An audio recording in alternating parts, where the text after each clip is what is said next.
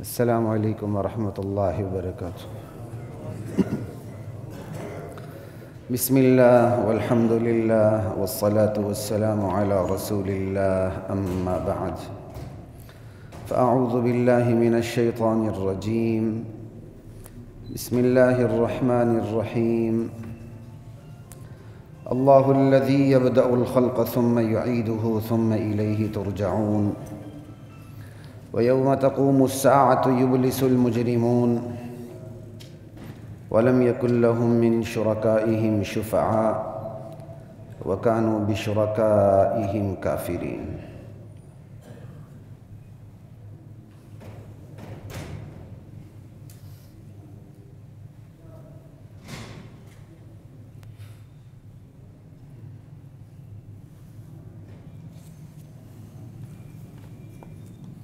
سورۃ الروم ہے،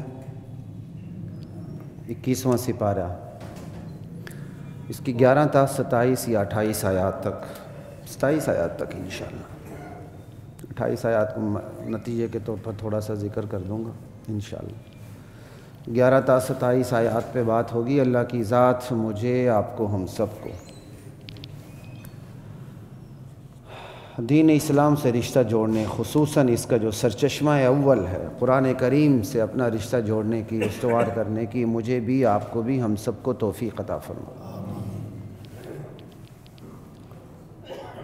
اللہ الذی یبدأ الخلق، اللہ اپنی شان بیان فرماتے ہیں۔ پورا قرآن اللہ کی تعریف، اللہ کے تعارف پر مشتمل ہے۔ باقی جو چیز بھی بیان ہوئی ہے اللہ کے تعارف کے ضمن میں بیان ہوئی ہے۔ آج کا مولوی بھی اس حقیقت کو بیان نہیں کرتا، نہیں بس ٹھیک ہے، ہو گیا، جزاک اللہ، بڑا ماشاءاللہ حشر نشر ہوا ہے، یعنی یہ نیوز پیپر سے بھی ردی کاغذ ہے، یہ اندازہ کر لیں، یہ چیز کسی کو نظر نہیں آتی۔ اللہ اکبر۔ یہاں تک کہ رسولوں کی رسالت بھی اللہ کے تعارف کے ضمن میں بیان ہوئی ہے، اندازہ کر لیں۔ یہاں تک کہ ختم نبوت بھی اللہ کے تعارف کے ضمن میں بیان ہوئی۔ جزا، سزا، مکافات عمل، آخرت کا تصور، ساری چیزیں اللہ کے تعارف کے ضمن میں بیان ہوئی۔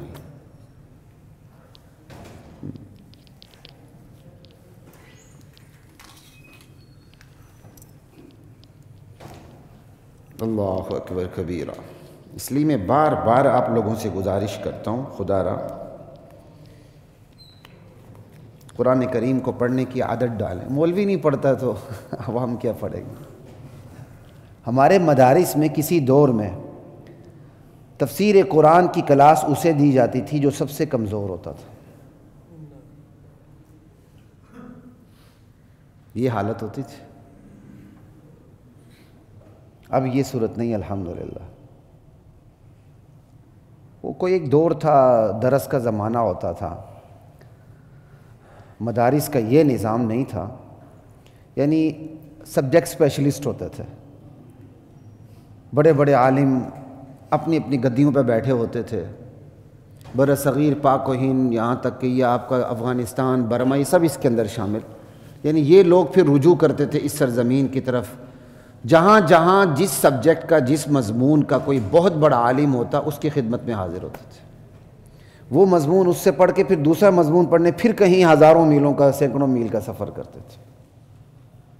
اس سے ان کے علم میں پختگی بھی بہت آتی تھی، بہت زیادہ تنوع بھی تھا، خیر بہت زیادہ۔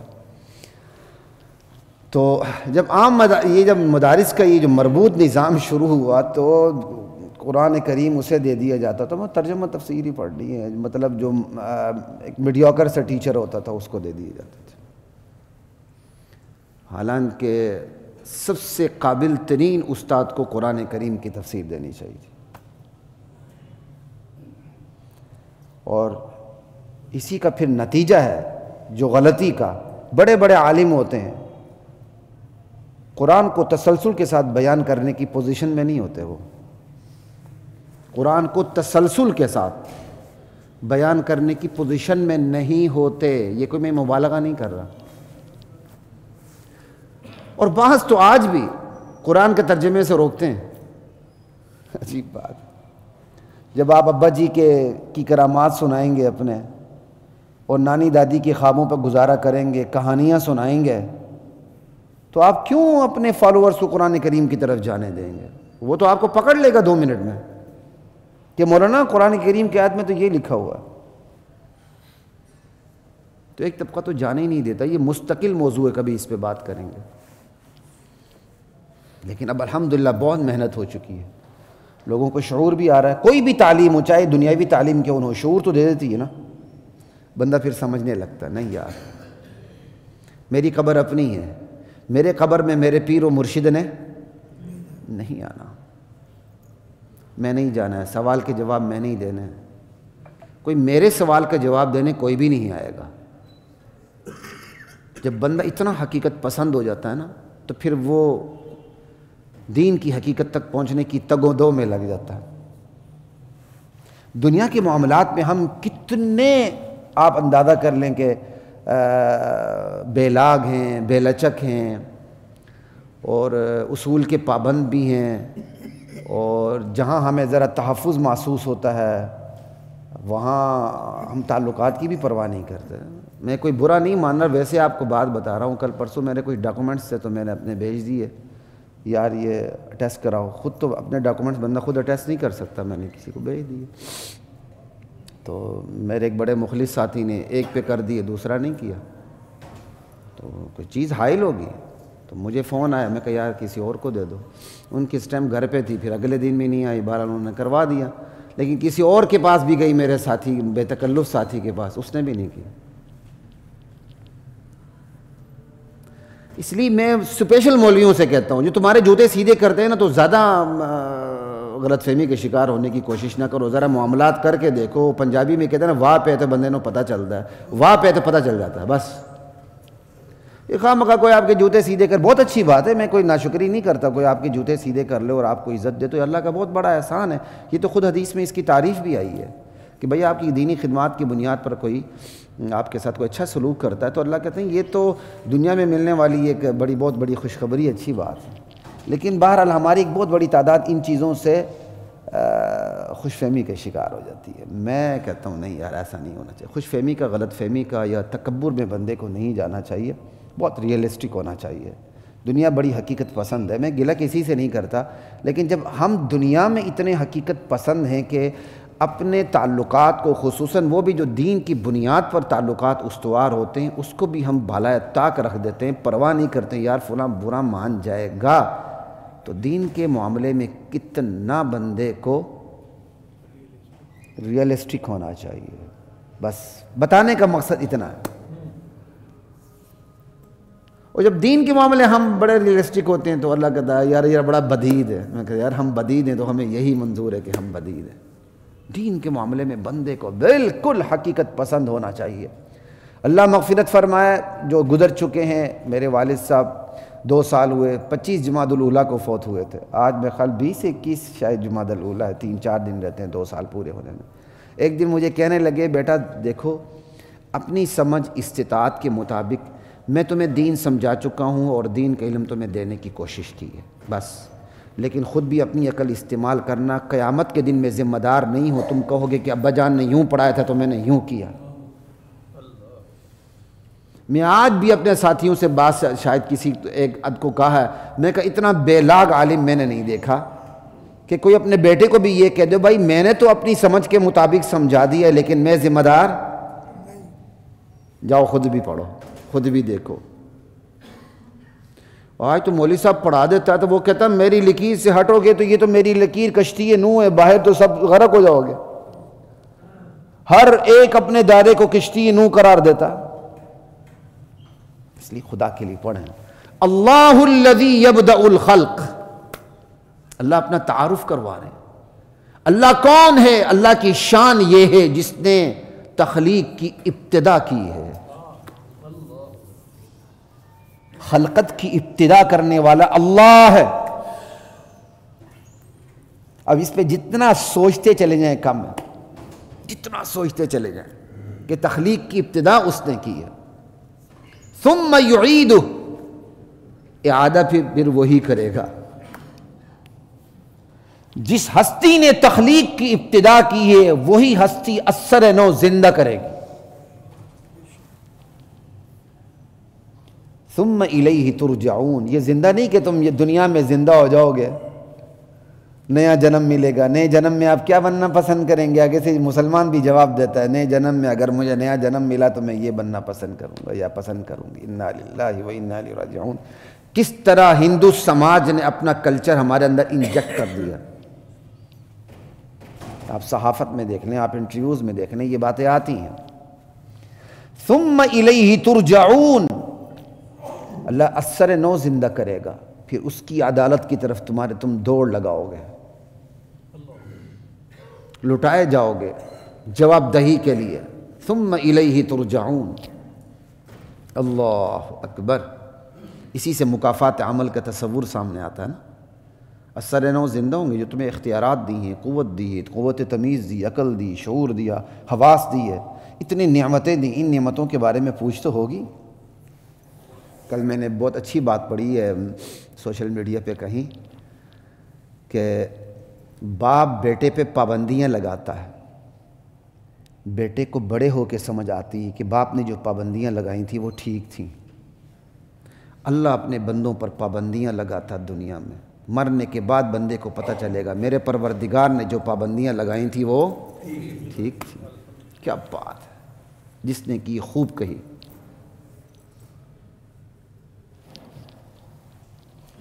وَيَوْمَ تَقُومُ السَّاعَةُ، جس دن قیامت قائم ہوگی. يَوْمَئِذٍ يَتَفَرَّقُونَ، اس دن تم جدا جدا ہو جاؤ گے. آج قوم کے نام پر اکٹھے ہو، نسل کے نام پر تم ایک ہو، زبان کے نام پر تم ایک ہو، وطن کے نام پہ ایک ہو جاتے ہو، سیاسی مفادات پر تم ایک ہو جاتے ہو، معاشی مفادات پر ایک ہو جاتے ہو، جغرافیائی مفادات پر تم ایک ہو جاتے ہو. یعنی تمہاری جتھا بندی کی بنیاد دین نہیں ہے، تمہاری جتھا بندی کی بنیاد کہیں ذات ہے، کہیں برادری ہے، نسل ہے، قوم ہے، وطن ہے، جغرافیہ ہے، قریب کے ہمسایہ ممالک ہیں. تم جتھا بندی کی بنیاد تمہاری یہ ہے، حالانکہ جتھا بندی کی بنیاد یہ نہیں ہے، نہیں ہے، نہیں ہے. یہ آیت نسل پرستی پر چوٹ لگاتی ہے، یہ آیت وطن پرستی پر چوٹ لگاتی ہے. وطن پرستی بہت بڑا بت ہے آج کا، جس سے مسلمان بھی باہر نکلنے کو تیار نہیں، ادارے بھی غرا کے ایسے دیکھتے ہیں اسے کیا ہو رہا ہے. لا الہ الا اللہ. شعبے کے حوالے سے ایک ہو جاتے ہیں، جتھا بندی. وکلاء کے ہاں جتنا اتحاد ہے وہ کسی میں ہے ممکن ہی نہیں ہے سوائے طالبان کے ایکسیپشنل کیس ہے. وہ جو وکلاء میں اتحاد ہے وہ کہیں نہیں پایا جاتا. اچھی بات ہے، اچھی چیزوں میں اتحاد کام آتا ہے. تو جتھا بندی کی بنیاد ہے نا، اللہ کہتے ہیں قیامت کے دن الگ الگ کر دیے جاؤ گے. وہاں جتھا بندی کی بنیاد صرف عقیدہ ہوگا. ایک عقیدے والے ایک طرف ہو جائیں گے، عقیدے توحید والے، بھلے وہ کالا ہو، چٹا ہو، گورا ہو، پیلا ہو، کوئی بھی ہو، چپٹی ناک والا ہو، بدصورت ہو، حسین ہو، جو مرضی ہو، سب کے سب ایک طرف ہو جائیں گے. اور دوسری طرف تمام کے تمام جو عقیدے اسلام پہ نہیں ہوں گے وہ ایک ہوں گے، بھلے ان کے جغرافیے مختلف ہوں، جو مرضی ہوں. اور جو توحید والے ایک ہوں گے، کوئی پاکستان کا ہے، کوئی ہندوستان کا ہے، عربستان کے، عجمستان کا ہے، مشرق کا ہے، مغرب کا ہے، جنوب کا ہے، شمال کا ہے، امیر ہے، غریب ہے، فقیر ہے، سب ایک جتھا ہوگا ان کا. اور دوسری طرف والوں کا سارا جتھا دوسری طرف ہوگا. یہ آیت نسل پرستی پہ، وطن پرستی پہ، ملک پرستی پہ، جغرافیہ پرستی پہ ضربوں پہ ضرب لگاتی ہے. یہ سب سے بڑا ضرب عذاب ہے، یہ سب سے بڑا ضرب مومن ہے.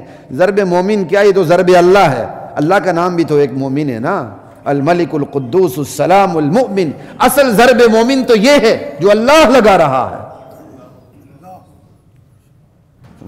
جتھا بندی کہا تمہاری دنیا میں بھی جتھا بندی کی بنیاد تمہارا عقیدہ ہونا چاہیے. سمجھ آئی؟ تمہارا نظریہ ہونا چاہیے. ملت اسلامیہ ایک ہے بس. نہیں وہاں تو پھر جتھے بندی اللہ بزور بازو کریں گے. یہاں آپشنل ہے، وہاں آپشنل نہیں ہے. یہاں تو آپشن اللہ نے اس لیے رکھ دی، امتحان ہے کہ قیامت کا دن ہوگا، یہ تمہاری دنیا کی تمام جتھہ بندیاں ختم ہو جائیں گی، جتھہ بندی کی بنیاد وہاں صرف ایک ہی ہوگی، عقیدہ، یومئذ یتفرقون، لا الہ الا اللہ واللہ اکبر۔ فاما الذین آمنوا وعملوا الصالحات، پھر اس جتھہ بندی کا نتیجہ کیا نکلے گا قیامت کے دن؟ توحید والے ایک طرف، غیر توحید والے، شرک والے، کفر والے، ایتھیس جتنے بھی سب ایک طرف، ایمان والے، اعمال صالحہ والے بہشت کے باغوں میں عیش کریں گے، یحبرون، خوش و خرم ہوں گے، شادمان ہوں گے، فرحان ہوں گے، اللہ اکبر۔ وَأَمَّا الَّذِينَ كَفَرُوا وَكَذَّبُوا بِآيَاتِنَا وَلِقَاءِ الْآخِرَةِ، وہ لوگ جنہوں نے دنیا میں انکار کیا ہوگا ہماری تعلیمات کا، ہماری آیات کی تکذیب کی ہوگی، اور وَلِقَاءِ الْآخِرَةِ، آخرت کے آنے کی تکذیب کی ہوگی، ہم سے ملاقات کی تکذیب کی ہوگی، جھٹلایا ہوگا، فَأُولَئِكَ فِي الْعَذَابِ مُحْضَرُونَ، ایسے سارے لوگ عذاب میں گرفتار کیے جائیں گے۔ اللہ اکبر کبیرہ، یہ لوگ کہتے ہیں ہم اٹھائے نہیں جائیں گے۔ اب پھر اس کا نتیجہ کیا ہے؟ جب یہ نتیجہ نکلنا ہے، ایک طرف یہ کچھ، ایک طرف وہ کچھ، ایک طرف انجام خیر، دوسری طرف انجام بد، تو پھر تمہارا وتیرہ، تمہارا رویہ کیا ہونا چاہیے؟ فسبحان اللہ حین تمسون وحین تصبحون وَلَهُ الْحَمْدُ فِي السَّمَاوَاتِ وَالْأَرْضِ وَعَشِيًّا وَحِينَ تُظْهِرُونَ۔ تمہارا رویہ یہ ہونا چاہیے کہ تمہیں کم از کم 5 وقتہ نماز کا پابند ہونا چاہیے۔ یہ میں نے آپ کو دونوں آیاتوں کا خلاصہ ایک جملے میں بتا دیا، کم سے کم 5 وقتوں کا پابند ہونا چاہیے تمہیں، سب سے جو اس کا پابند ہوگا باقی چیزوں کا بھی پابند ہو جائے گی۔ یہ قرآن کی وہ آیت ہے جس میں 5 نمازوں کا ثبوت مل جاتا ہے۔ فسبحان اللہ حین تمسون، پھر اللہ کی تسبیح بیان کرو، پاکی بیان کرو جب تم شام کرتے ہو۔ شام میں مغرب عشاء آ گئی، شام کا وقت ختم ہوتی ہے عشاء، اور شام کے بعد صبح کا ذکر ہے، تو شام اور صبح کے درمیان 2 نمازیں آ گئیں۔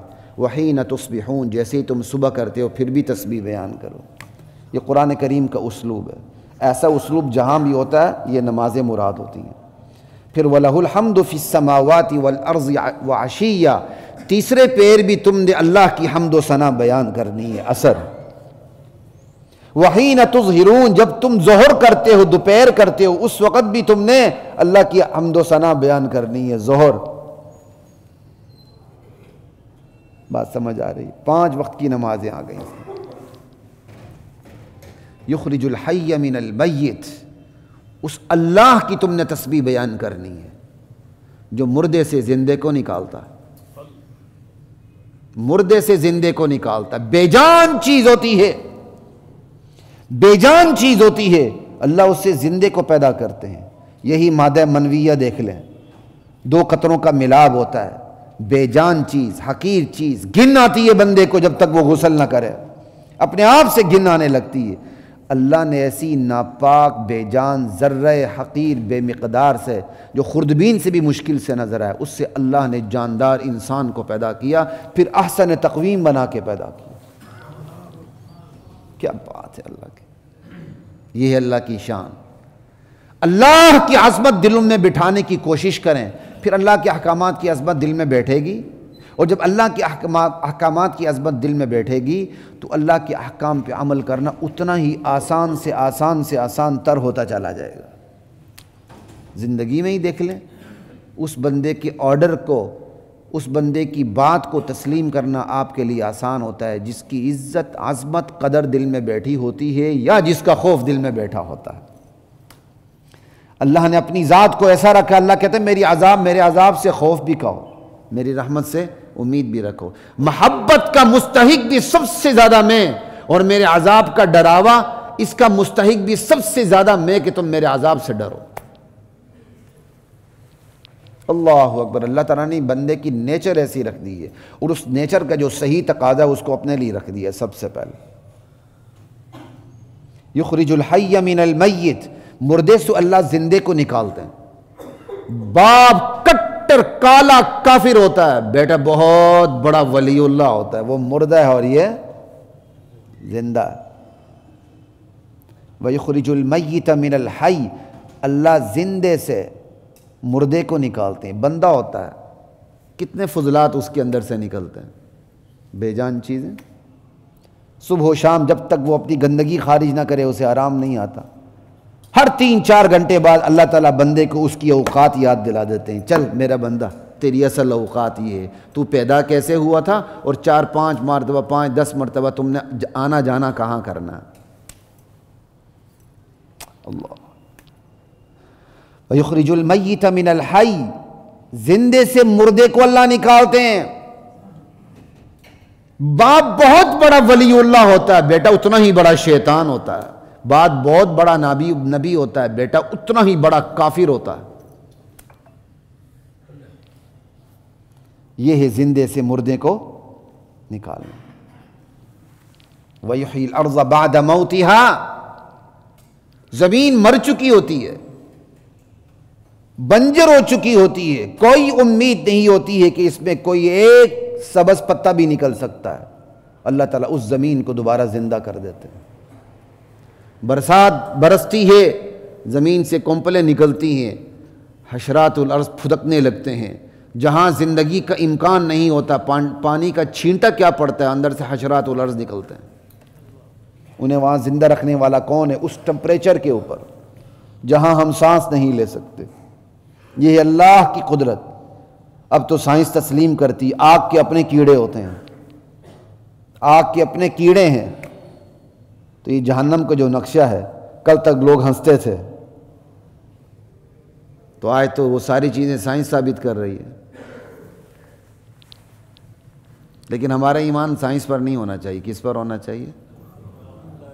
وحی پہ, قرآن پہ, سنت پہ.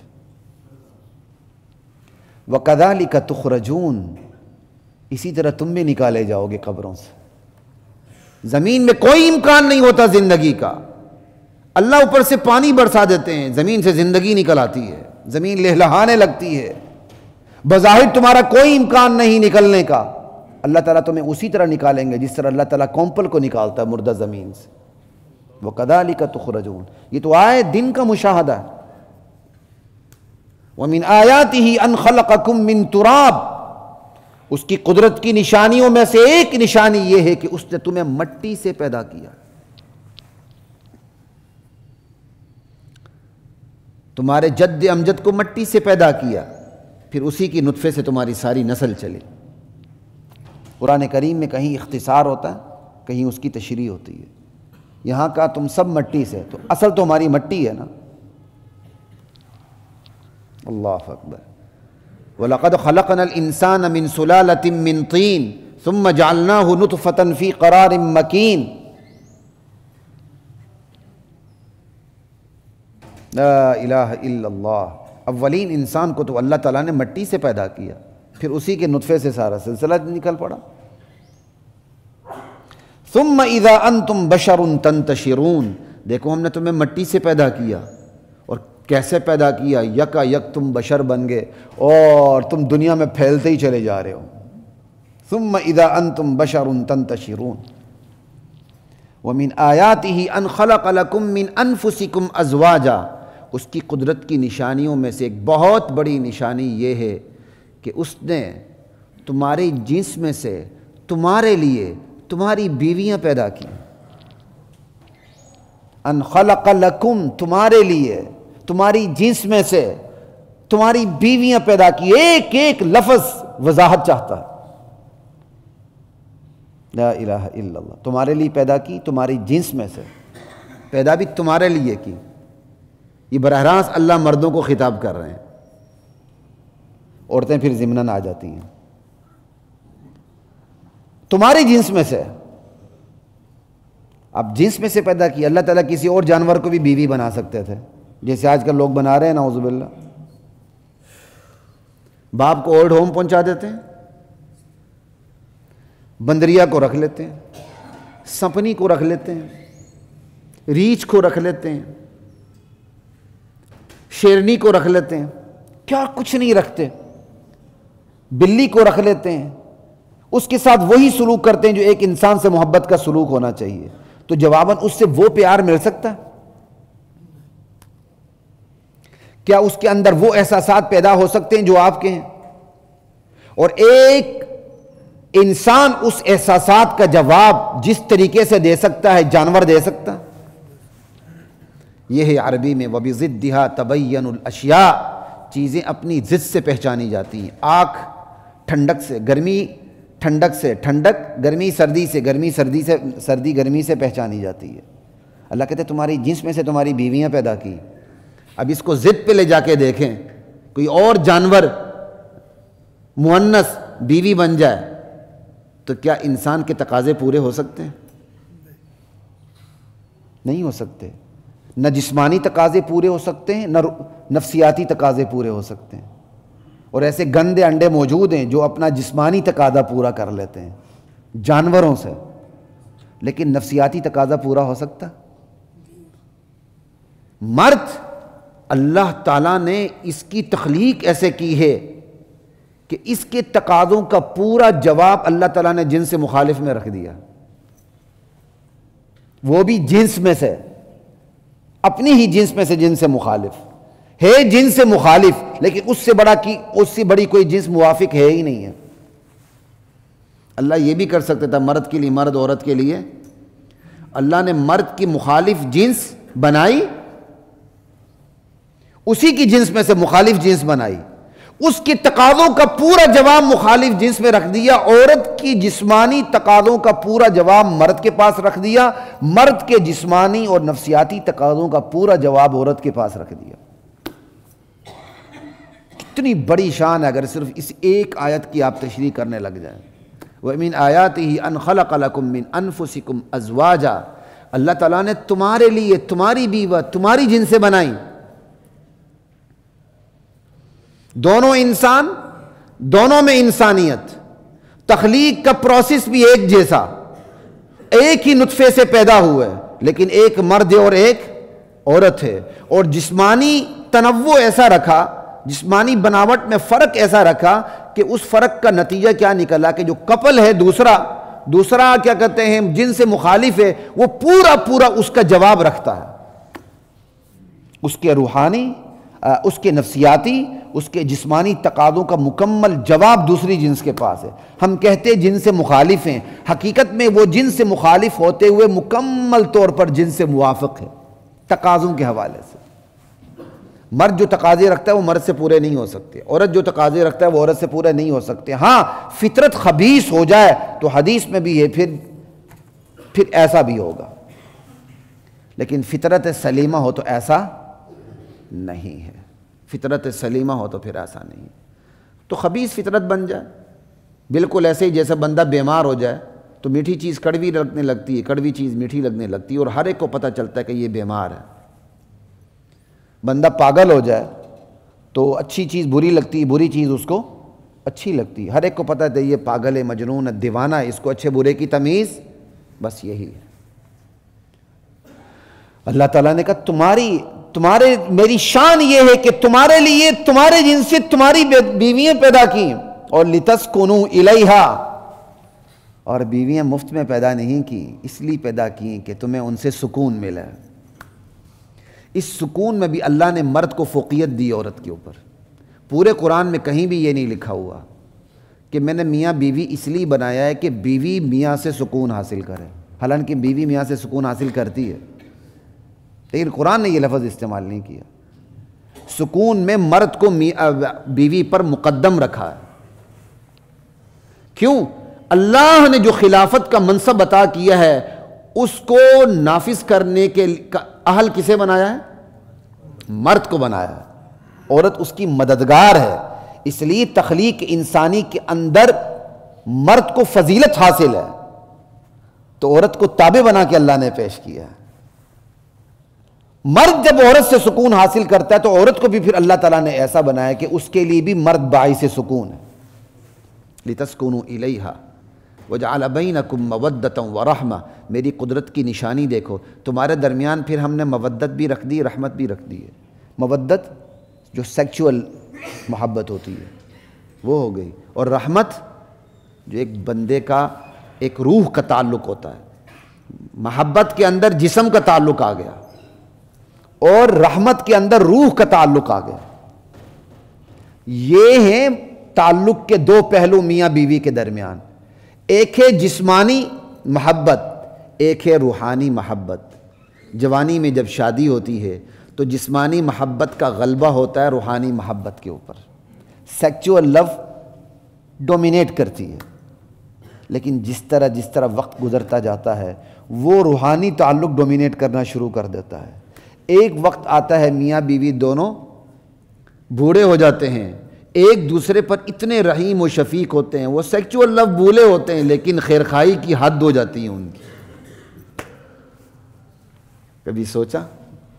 یہ اللہ کی قدرت کہ محبت کے دو اللہ تعالیٰ نے پیمانے رکھ دیے، سیکچول لو بھی رکھ دیا، روحانی تعلق بھی رکھ دیا۔ جوانی ہوتی ہے تو وہ جو جسمانی تعلق ہوتا ہے وہ ڈومینیٹ کر رہا ہوتا ہے، جیسے جیسے بندہ بڑھاپے پہ قدم رکھتا ہے تو سیکچول لو تو جواب دے چکی ہوتی، لیکن دوسری طرف رحمت غالب ہو چکی ہوتی ہے۔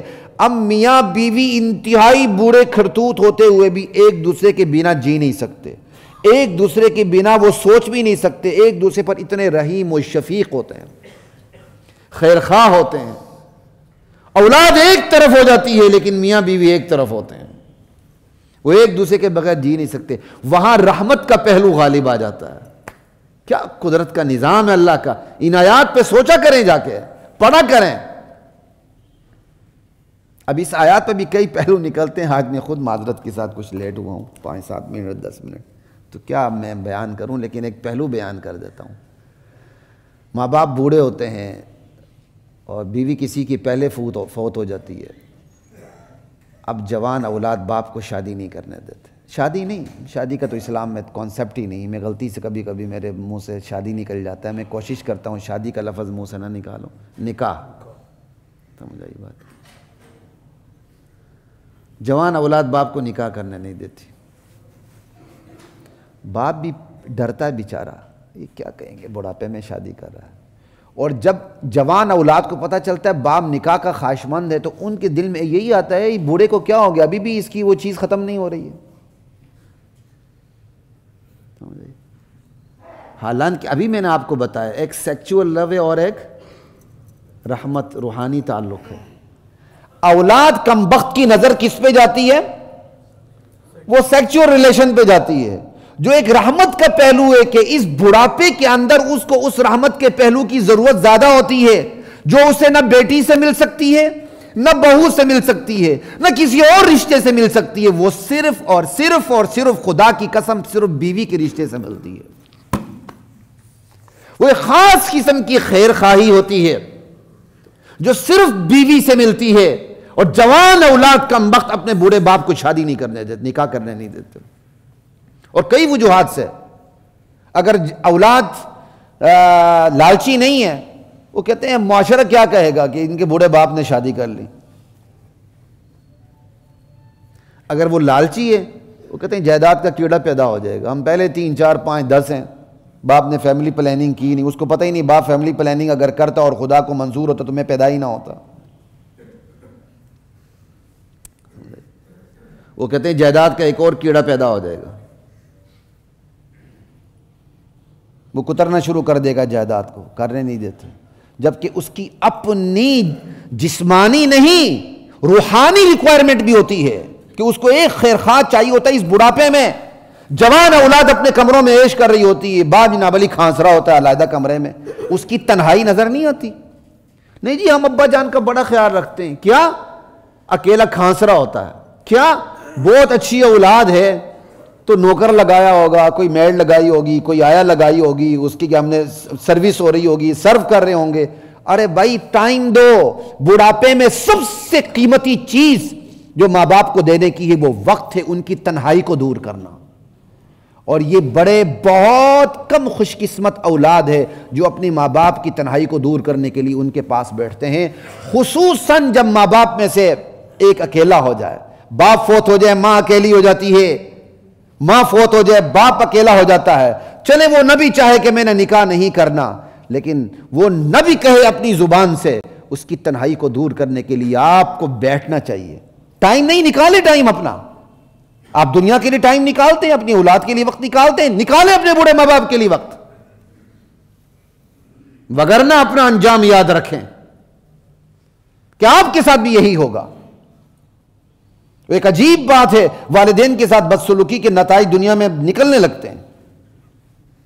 وہ ایک لطیفہ ہے نا، حکایت ہے کہ باپ اپنے جوان بیٹا اپنے بوڑھے باپ کو دریا برد کرنے گیا.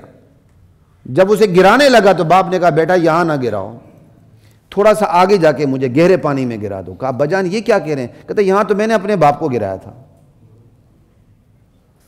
وہ واپس لے آیا، ابا جی پھر تسی گاڑی چلو، میرا باپ تو مجھے اس سے بھی زیادہ گہرائی میں جا کے گرائے گا.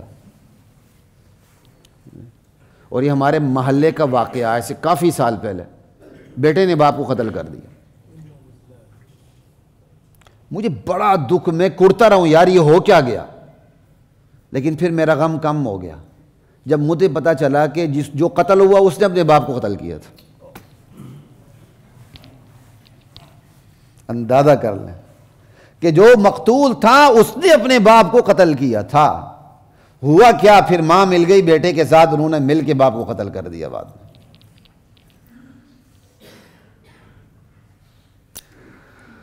جب دین نہیں سکھائیں گے نا نتائج ایسے ہی آئیں گے. تو وَجَعَلَ بَيْنَكُمْ مَوَدَّةً وَرَحْمَةً، اللہ اپنی قدرت کی نشان بتا رہا، کہہ رہے تمہاری بیوی تمہاری جن سے اور باعث آرام باعث سکون. پھر ہم نے محبت کی بھی دو پہلو رکھ دی، ایک سیکچول لو ہے اور دوسرا ایک روحانی تعلق ہے. جوانی ہوتی ہے تو سیکچول لو ڈومیننٹ کرتی ہے، اور جیسے جیسے بڑھاپا آتا ہے وہ جو جنسی محبت وہ مغلوب ہونی شروع ہو جاتی ہے. وہ جو روحانی محبت ہے خیرخواہی کی، شفقت کی، دیکھ بھال کی، وہ غالب ہونا شروع ہو جاتی ہے. ایک دوسرے بنا رہ نہیں سکتے. کیا کمال ہے، جیسے عمر کے تقاضے ہوتے ہیں بالکل اسی طرح اللہ تعالیٰ وہی ایسی ہی محبت رکھ دیتا ہے. اور کم وقت اولاد سمجھتی نہیں، وہ سمجھتی ہے میاں بیوی دونوں بیٹھے ہوئے ہیں بس یہ سیکچول لو ہی اور کچھ بھی نہیں ہے. بھائی سیکچول لو بھی تو اپنی حدود کے اندر جائز ہی نا، اللہ نے تقاضا رکھا ہوا ہے، ٹھیک ہے. وہی باپ ڈانس کرے تو کسی کو برا نہیں لگتا، کہتے ہیں ماشاءاللہ جی ہمارے باپ تو 90 سال کی عمر میں بڑا تھرکتا ہے، دیکھو کتنا سمارٹ ہے. انا للہ و انا الیہ راجعون. اللہ اکبر. کسی کو ذلیل کرنا ہو تو اللہ پھر بڑھاپے میں بھی ذلیل کر دیتے ہیں. اللہ میری اور آپ کی حفاظت فرمائے.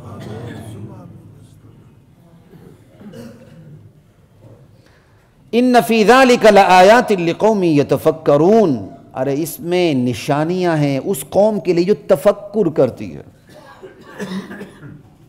تفکر کے بڑے کمال کے نتائج ہوتے ہیں.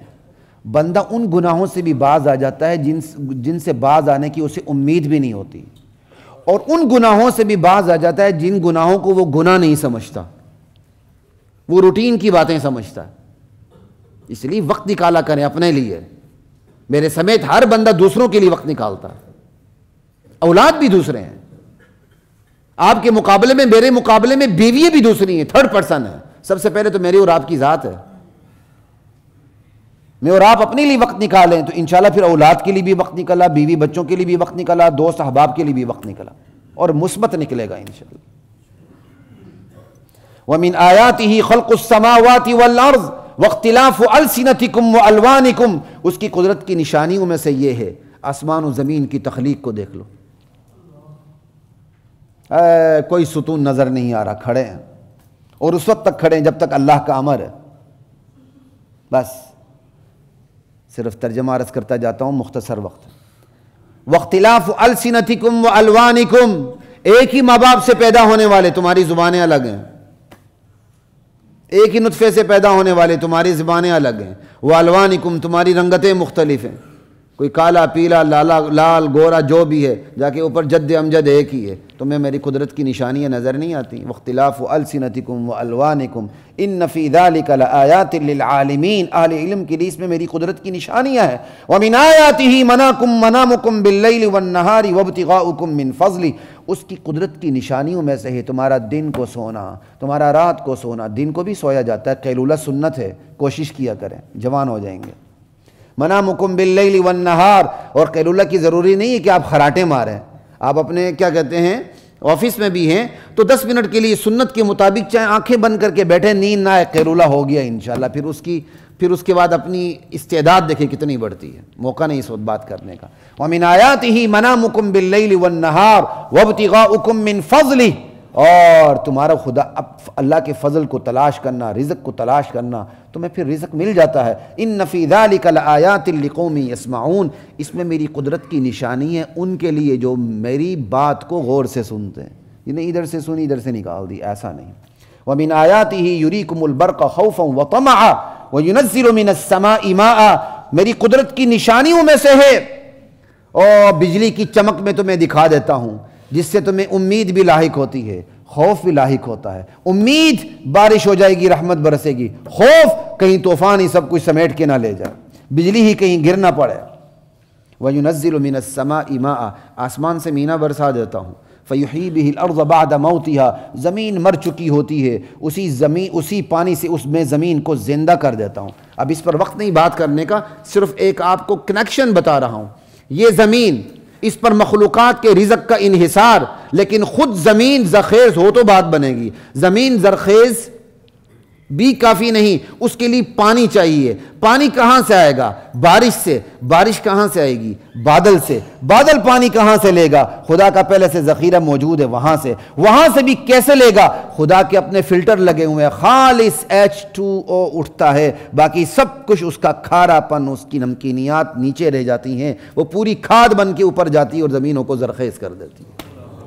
یہ پورے عالم میں اللہ تعالیٰ نے ایک مربوط نظام رکھا ہوا ہے، آسمان کی کہکشاؤں سے لے کر زمین کے ذرات تک بالکل یہ آپس میں کنیکٹڈ ہیں، ان کا کنیکشن ہے آپس میں۔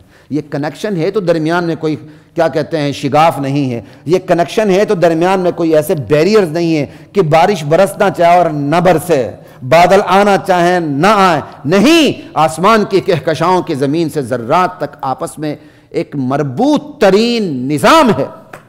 ایک گندم کا دانہ اپنی ہتھیلی پہ رکھ لیں، پھر سوچ لیں یہ کہاں سے آیا، خدا کی قدرت خود بخود سمجھ آ جائے گی۔ پوری دنیا، بر و بحر، خشکی، فضائی، پوری کائنات حرکت میں آتی ہے، تب جا کے گندم کا ایک دانہ وجود میں آتا ہے۔ صرف سورج کی روشنی بھی کافی نہیں، چاند کی چاندنی بھی ضروری ہوتی ہے، یہ ایک الگ موضوع ہے۔ ان فی ذلک لآیات لقوم یعقلون، عقل والوں کے لیے اس میں خدا کی قدرت کی نشانیاں ہیں۔ ومن آیاتہ ان تقوم السماء والارض بامرہ، اس کی نشانیوں میں سے ہے کہ آسمان و زمین اس کے حکم سے کھڑے ہیں۔ ثم اذا دعاکم دعوۃ من الارض اذا انتم تخرجون، پھر ہوگا کیا؟ یہ نظام ہمیشہ کے لیے نہیں چلے گا، بس وہ ایک پکارے گا، تم زمین سے ایسے دوڑتے ہوئے میدان حشر کی طرف بھاگو گے۔ ثم اذا انتم تخرجون وله من في السماوات والارض كل له قانتون، آسمان و زمین سب کی سب اس کی ملکیت ہے، سب کے سب اس کے فرما بردار ہیں۔ ہم کہاں فرما بردار ہیں؟ ہم تو سارے کے سارے نافرمان ہیں۔ تو یہاں فرما برداری سے مراد کیا ہے؟ ہم تکوینی نظام میں اس کے فرما بردار ہیں۔ خدا نے جو ایک تکوینی نظام بنایا ہے، بر و بحر کا، آسمان کا، زمین کا، فضا کا، اس کو ہم توڑ ہی نہیں سکتے، وہ قانون ہمارے پر لاگو ہے۔ پانی کا نظام توڑ نہیں سکتے، کشتی پہ بیٹھیں گے تو نہیں ڈوبیں گے، چھلانگ لگائیں گے تو جائیں گے۔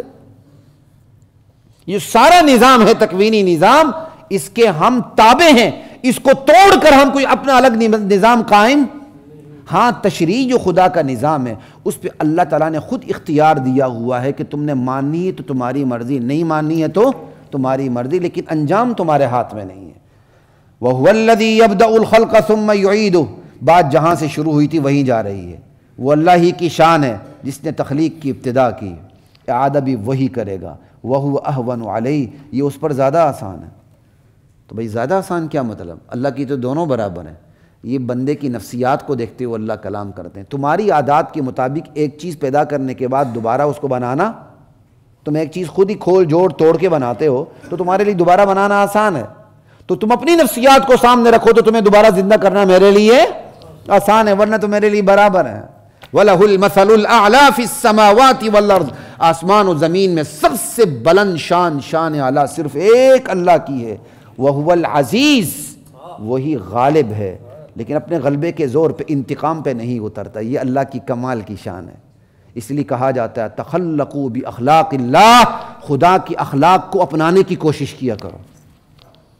خدا کے پاس طاقت ہے، آئے روز لوگ خدا کی قوانین کا مذاق اڑاتے ہیں، اللہ سے بغاوت کرتے ہیں، اللہ فوراً پکڑتا ہے؟ کیوں؟ اللہ نے عزیز کے ساتھ کیا کہا ہے؟ الحکیم، میں جتنا عزیز ہوں اتنا حکیم بھی ہوں، فوراً نہیں پکڑتا، ڈیل دیتا ہوں۔ رحیم بھی ہوں، معاف کرتا ہوں، توبے کے بغیر بھی معاف کرتا ہوں، توبے کے ساتھ بھی معاف کرتا ہوں، ڈیل دیتا ہوں، ڈیل دیتا چلا جاتا ہوں۔ اور ہمارے ہاں ہمارے پاس اختیار ہے، ہمارے مزاج کے خلاف بات ہو جائے، جب تک ہم انتقام نہ لیں، اس کی گردن مروڑ نہ لیں، اس کو اس کی اوقات یاد نہ دلا دیں، ہمیں صبر نہیں ملتا۔ اللہ نے آپ کو طاقت دی ہے تو اس کا مثبت استعمال کریں، اور مثبت استعمال بھی طریقے کے ساتھ کریں۔ جہاں ڈیل دینی ہو ڈیل دے دیں، اور جہاں ڈیل نہ دینی ہو پھر طریقے کے ساتھ ڈیل نہ دیں۔ یہ نہیں مزاج کے خلاف بات کی تو سب کچھ بدل گیا، یہ خدائی صفات کے خلاف ہے۔ کیا خدا کی شان، اس کے احکامات کے خلاف کیا کچھ نہیں ہوتا؟ آئے دن ہوتا ہے، اس کے باوجود بھی اللہ پکڑتے۔ اللہ نے اپنے پکڑنے سے پہلے اللہ تعالیٰ نے ڈیل کا، مہلت کا قانون رکھا ہوا ہے۔ یہی صفات بندوں کو اپنانے کی ضرورت ہے۔ اپنے ماتحت کو پکڑنے سے پہلے اس کو ڈیل دیں، ڈیل دینے کے بعد دیکھیں وہ ٹھیک نہیں ہوتا تو پھر پکڑیں۔ فوراً ڈیل دیے بغیر اس کو پکڑنا یہ خدائی صفات کے خلاف ہے۔ وآخر دعوانا ان الحمدللہ رب العالمین۔